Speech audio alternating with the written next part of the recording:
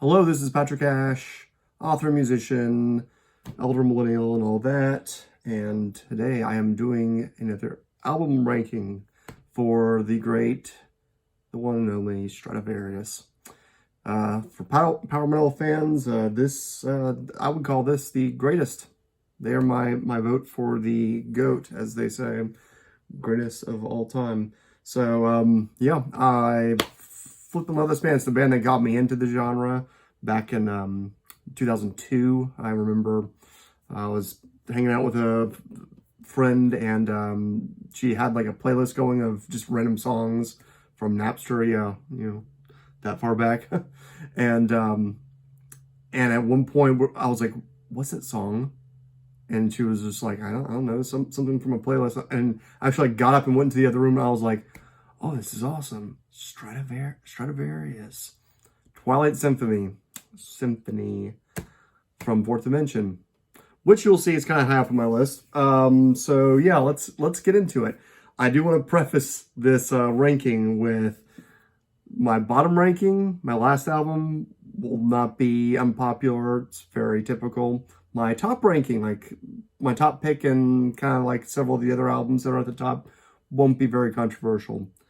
The second from the bottom will be very controversial. Anyway, you'll see. I think I might get some Stratovarius fans and other power metal fans watch this. They'll probably get mad at me. That is not intentional. I don't like being contrary. I even re-listened to it today. I'm like, still feel much the same way. So anyway, so we'll jump right into it. I think today is quite fitting because I am for Stratovarius, because as you can see, I've got a Stratocaster, which is currently being guitar surgeried. Put in some tuners, setting up the neck. I got a new, one of the new roasted maple necks, and so that's going to be all sorts of fun. So I'm just, getting measurements and getting things set up. And so, yeah. Stratovarius, the great Finnish power metal band. Let's start from the bottom and work our way up. Because there are 15 albums, I will try to be brief, but I can, this is probably going to be at least half an hour. You will know how successful I was in being brief. I'm not the most, when I talk about stuff I like, I am not succinct, I am verbose. Okay, bottom of the list, self-titled Stratovarius album, the somewhat infamous kind of parting with Timo Tolkki. It's not that bad. Kind of like I was saying with the Halo soundtrack the other day. It's got a few high points. It's like, if this is their worst album, then they're not that bad. I like a few of the songs stand up, like Just Carry On, I think is good. Land of Ice and Snow, I think, is just a nice little anthem for their homelands. And I even kind of think Back to Madness. It's a different song, but it's got a cool interlude that reminds me of that sequence in Conan the Destroyer where they're going to the Ice Palace, whatever it is. But it's got a few high points, and then a lot of it is crappy and repetitive, and you can tell they were having internal strife and weren't sure where the band was going. So yeah, it's, and like I did not like the Maniac Dance single. I thought that was kind of silly, and the fact that it made their best of, I thought was also silly. They should have gone with I think I like Just Carry On and Land of Ice and Snow. But then you have ones like Zenith of Power that it's just very meh. So yeah, it's overall, I think the consensus is right that it's just crappy, half-baked, not sure what they were doing. So yeah, that's my vote. Let's get to the controversial one. So all you haters out there, get your comments ready. Get your, why the hell would you say? Okay. All right, so there's an album many people love. In fact, many people call it their greatest album.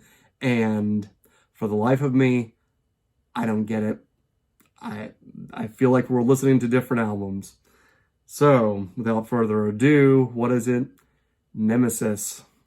Yeah, that's my second from the bottom of my list, even though it makes a lot of people's number one pick or near the top.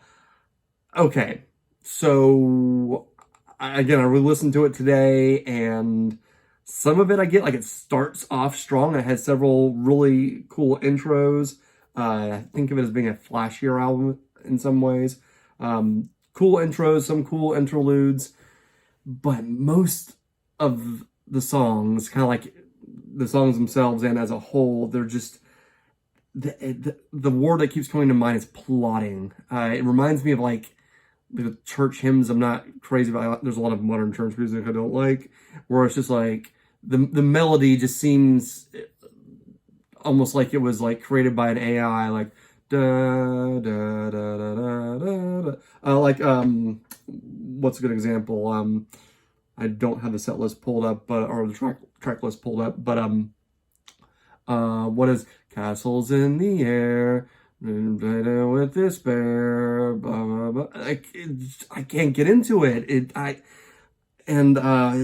So many of the choruses are just they're kind of mid-tempo, and it has this like the studio sound it reminds me of like the Phil Spector wall of sound from the 60s, where it's like put in as much instrumentation as possible, make it as loud as possible, and maybe that's what people were wanting from Stratovarius, and maybe that's why they like it. I really do think as a whole the album sounds as though they're trying to be more like other power metal bands, or more poppier, flashier power metal bands, where it's like big epic chorus, and that just doesn't do it for me. It seems almost like they're trying to be, it's like they're not really being themselves. I feel like on default they're tighter, their musicianship is more deliberate, and I think the lyrics, like on other albums, are more personal, whereas this one, like even like the song titles, like Dragons and Castles in the Air, it's like, hey, we can be fantasy too, because when most people talk about power metal, whether it's in a good way or a bad way, they're like, oh, well, it has so much fantasy and it's so cheesy. And like prior to this album, I'm like, well, that's not Stratovarius though. Like they have more personable lyrics, and like it's more about kind of like tight, kind of speedy riffing, obviously inspired by like speed metal bands and Maiden and all the classic Priest and other heavy metal bands. But yeah, with Nemesis, it feels as though they're trying to be more like the stereotypical power metal, where it's big and flashy and grand. Some people say like, oh, they do have tight musicianship in some of the interludes. Yeah, I can hear that. But for the most part, it just doesn't do much for me. I listen to it and I start tuning out. I'm like trying to focus. I'm trying to get into it. And I'm just like, all right, that was a cool intro. I actually like Halcyon Days, even though it's the one that people say like, oh, I like Nemesis except for Halcyon. Like that's, like it's a little overproduced or whatever electronic, but it has its own distinct feel. And so, so like repetitive themes, kind of generic lyrics. It just feels like they're not being themselves. That's why I'm not crazy about it. So go ahead and let me know why I'm so wrong about that. I know so many people defend this album and call it their best, but I'm just sorry. So similarly, let's go to the next one up, and that is Eternal, which is their last studio album chronologically. And similar problems I have with Eternal as with Nemesis, and a lot of the plotting choruses. I think of that in My Eternal Dream. I am what you made of me. Like you see how my head's like bobbing, and I'm just like, okay, all right, move along. But I do like some of the singles, like Shine in the Dark, I think is a little more heartfelt. And so some of the singles I think are tighter. It doesn't feel like they're trying as hard as they were trying on Nemesis. Like Nemesis feels like they're deliberately like, let's be like those other power metal bands. That's how we stay relevant. We're this far into our career, so that's how we keep people coming back. Okay, I'll try to stop ranting about Nemesis. But like it's Eternal, like it's still got some of the same problems, but it's just not as deliberate. It's not as trying so hard. It feels a little bit more natural, but kind of some of the same issues. So I like a couple of the singles, and there are moments, like the lighter, prettier stuff at points. But So, but they're virtually tied. Eternal's just not as egregious as Nemesis is for me. Okay, so let's move up and let's go to Twilight Time, one of their first it's their second album, and it's not as strong as their debut for sure. Obviously for my rank, but it feels like it's like a half-hearted follow-up to their debut, and so the songwriting is a little bit more rote, and so it's just not as strong, but it's at least, unlike these lower albums, it's more listenable. It's something that I can pop in and listen to, and it won't grab me, it won't keep me coming back, but it will. It's listenable is the word that I think of when I think of Twilight Time. I kind of like what was the song? Not Time Marches On. I'm thinking of Halloween, but the March of Time marches on. Whichever corresponds to Stratovarius. I was just listening to Halloween yesterday, so it's fresh in my mind. Okay, so let's move up to their debut, which is Fright Night. This one, I don't think about it that often, but when I listen to it, I enjoy it. I re-listened a few days ago, or maybe a week ago, and I'm like, yeah, it's good, very tight musicianship. The original band, semi-original, they had a few, of course, many lineup changes over the years, but back then I think Tolkien was on vocals back then, and I think he came out, hit the ground running on the songwriting and the guitar work.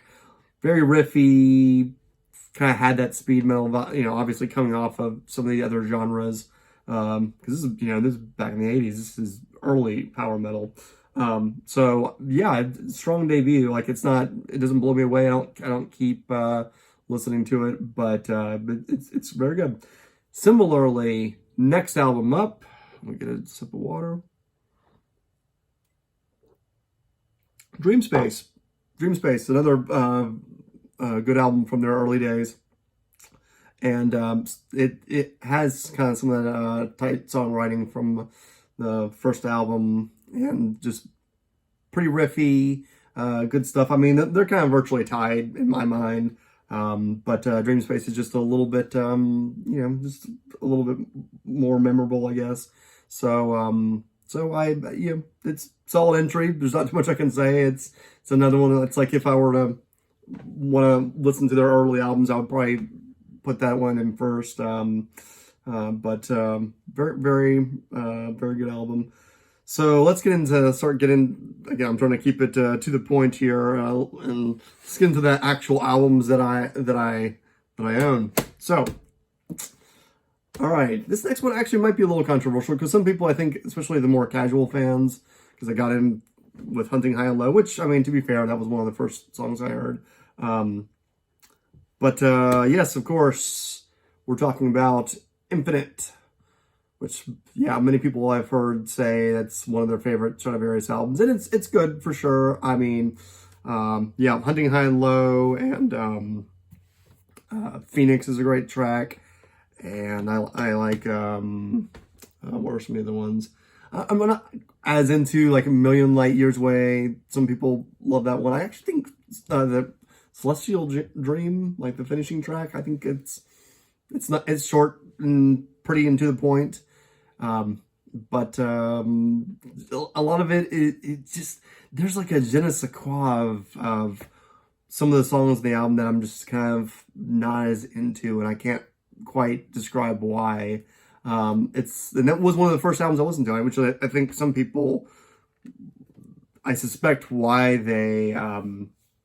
it's one of their favorites is because that was their first. It's one of the few albums they have, and so it's good. I like what is it? Drawn a blank. It's the third track. I have this version of the album, which I don't even think it has the track listing on. Yeah, doesn't even have the track listing on it. But Mother Gaia, yeah.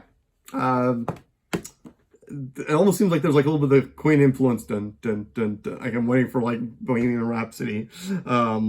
but it's a decent track, and Phoenix is a really cool song, and so I like Infinite. It just doesn't blow me away like some of their further up albums on my list go. So yeah, good intro. I think it's a good starter album for some people, but it's not. I consider that in the mid tier. By the way, speaking of mid tier, before I forget, I'm ranking their studio albums, but I will give kind of like a shout out to the Intermission albums. Because it's on the version I have of Infinite has Intermission on the back, and Intermission's like the first one I think it belongs about this spot in the list because it's got it's like the B-sides, some really cool tracks. Some of their first ones are nice. And I don't know if you count this on being Intermission or on Destiny, but Cold Winter Nights, that is a kick-ass song. That's one of my, like, that is easily my top 10 Stratovarius song. It's just straightforward, awesome, driving kick-ass. Like, it has that, like, epic build-up towards the end. And as it starts to fade out, they could have just, like, faded or just, hit a few notes, but like that last part, it's just awesome. The whole fucking thing is just a great song. I can fanboy over that. Anyway, so yeah, Intermission's really great. And the second Intermission, the one that came out a couple of years ago, I'm not as into that. I would consider that more low tier. I've listened to it a couple times, and it kind of is of this era with Nemesis and Eternal that I can't get into it. It's the big, bombastic, it just, I don't know. It just doesn't, that is not my flavor of Stratovarius. Now, moving up above Infinite, so it might be controversial that I would place it above it.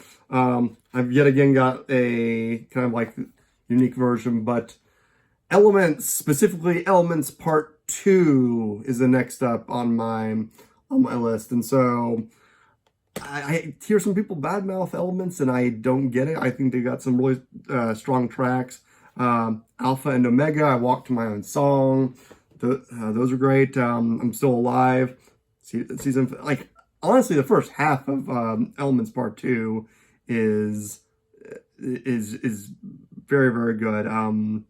I think Awaken the Giant's not quite as strong. I do like Know the Difference, taken from the Serenity prior of all influences. But then I think like the last three songs, like Luminous, Dreamweaver, and Dreamweaver might be okay, but Luminous and Liberty are kind of meh. So, but yeah, I don't know why people badmouth these albums, and particularly this one.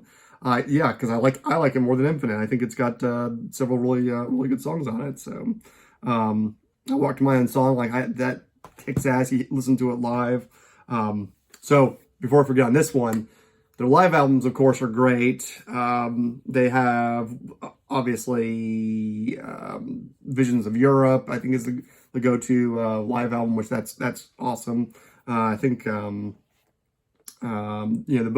bonus CD on the infamous box, or Elements box set is really nice. But if you want the best, I don't think I pulled it out, but the best Stratovarius live album, I go with Under Flaming Winter Skies.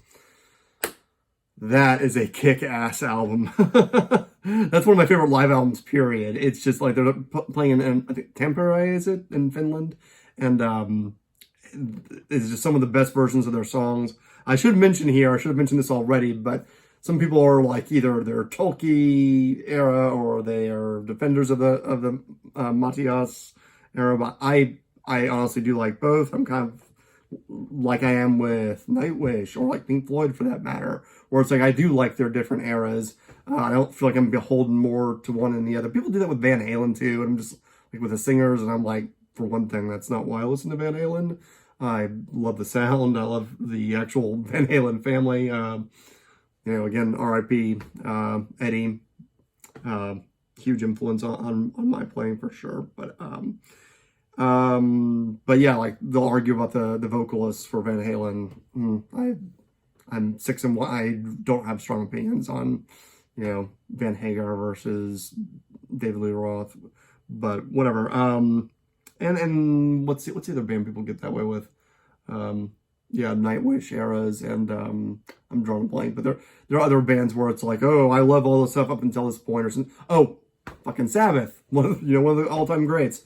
Like I only like the Ozzy era, or Ozzy's terrible, or whatever. And I think their songwriting some of the strongest in the Ozzy era, but I don't think it's Ozzy or Dio or the Tony Martin era. It's like I just don't think the band lives or dies by their vocals. But I mean, like in Stratovarius, the guitar is a big part of it, and so I really do love. I think lightning struck. I mentioned the same phrase with reviewing the Halo soundtracks in my other video, but where I was like, there was that nervousness of like, who are they gonna get? Is it really gonna be that good? And yeah, they really did thoroughly investigate whatever guitars they were looking at, because Marias is freaking amazing.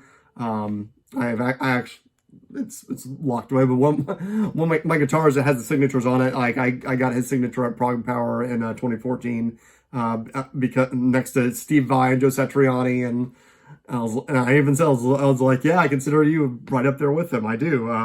Some of his work is just fantastic, which is a good segue to the next album up on my list, and that is Elysium. Elysium, yes. Lots of good tracks on this album. Darkest Hours Under Flaming Skies. Like I think Darkest Hours, it's a good song, but I kind of wish it wasn't the first. I don't think it's a strong opening song, but it's otherwise a good one. And Infernal Maze, it's both I think when Strat's at the top of their game is when they're like, it's emotionally engaging. It's not just about dragons and castles, like the stereotypical power metal, which honestly other bands do better, like Rhapsody and Blind Guardian, and other bands. It's like, Stratovarius, you're more, it's more interpersonal. It's more like existential power metal, if that makes any sense, which is maybe why it's my favorite power metal band. But Infernal Maze, like that is like, it's both a hits you in the feels and just rocks the fuck out. Like it passes what I call the Castlevania test of like, could I hear the song in a Castlevania game? And like, yeah, it could, and it's freaking great. So some of the other songs, it's not it kind of like lulls in the middle with Fairness Justified. Game Never Ends is decent, but Lifetime in a Moment, but Move the Mountain, like it's just kind of like decent but not great. But towards the end of the album, like, with Event Horizon is I think just a straightforward great power metal song. All that being said, even though like I like the middle of their album, it's just not as strong as like the beginning. Then this is gonna be controversial, but the closing track, the title track, Elysium itself, I'm not crazy about it. In fact, I pretty much like the rest of the album up, and it's okay. It's I don't hate it. It's just some people are like, oh, that's just like some people say that Nemesis is their best album. Some people are like Elysium is like the best Stratovarius song there, and no, I disagree. They can do epics very well, and we'll later talk about like Destiny and and Visions, like the title tracks of those albums. Are friggin' mind-blowing, but the song Elysium, it's okay, but it feels when you have an epic track like that, like something that's very long, like Pink Floyd, speaking of Pink Floyd and Nightwish, when you have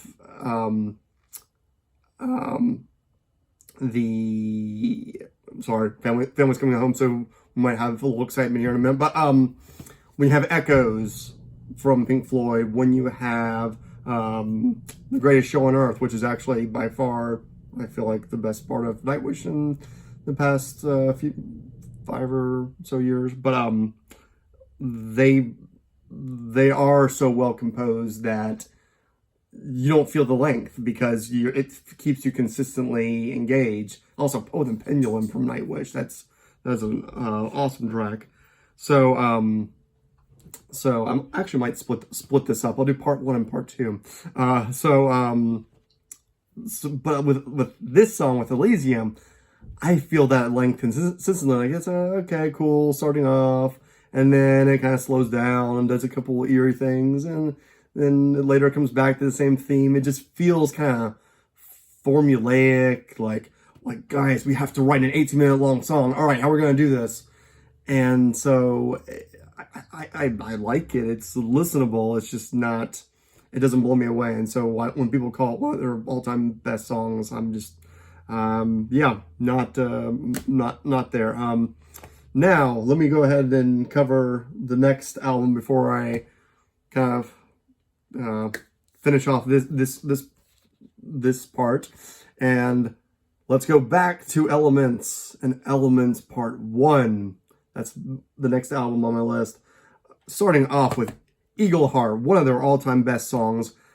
Great on the album, and even better live. The variations that Marius adds while he's playing, like on the end, are just, oh, that's the shit right there. That's the good stuff. I freaking love it. And then throughout the album we have, Soul of a Vagabond, very good song. I think Find Your Voice, Fantasia. I think they have some kind of like almost quasi like atheist messages, which, even though by the end of the album they're talking about angels in heaven are singing. But Fantasia, of course, from Neverending Story. Yeah, it's a good listen. Learning to Fly, great song. I know it's a little ripped off the Halloween song I mentioned earlier, but it's still a very good song. Pampillion. Stratofortress is, I think, one of their best instrumentals. Not as crazy. Speaking of title track, I guess this and Elysium, it's got a little bit of a curse, but the Element song, it's just okay. But it finishes with Drop in the Ocean, which is a very nice outro. I really enjoy it. It's atmospheric, but it works, and it kind of fits the feel, like when you look at the cover of the album. So yeah, that's another great. So yeah, here we are, and I think we're up to, this is my number 6 choice. So I'm gonna go ahead and finish my part 1, Elements Part 1, Part 2, and I'll pick up with part 2 shortly. See you then.